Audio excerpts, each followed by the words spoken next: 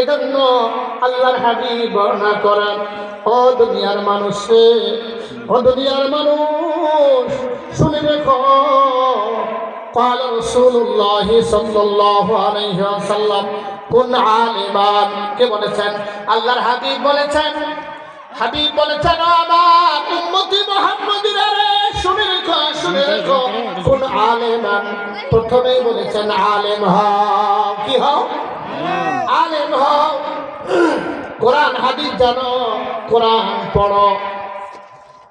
যদি আলেম হওয়ার সুযোগ না হয়, অনেক সময় পরিবেশ না থাকার কারণে হয় না।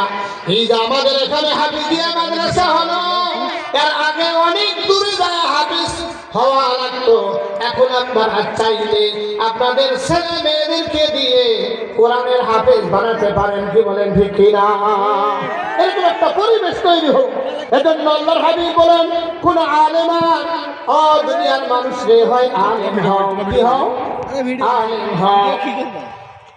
আলেম হও। আলেম যদি না হতে পারো,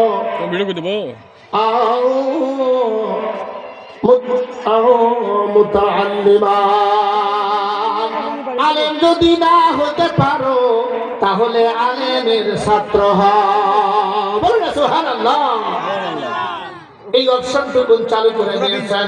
এই মাহফিল যারা করবে তারা আলেম, তারা শিক্ষক, যারা সামনে বসবে তারা ছাত্র। সুবহানাল্লাহ। ও বাবারা, ভাইরা, বাড়িতে বসে না থাকে যদি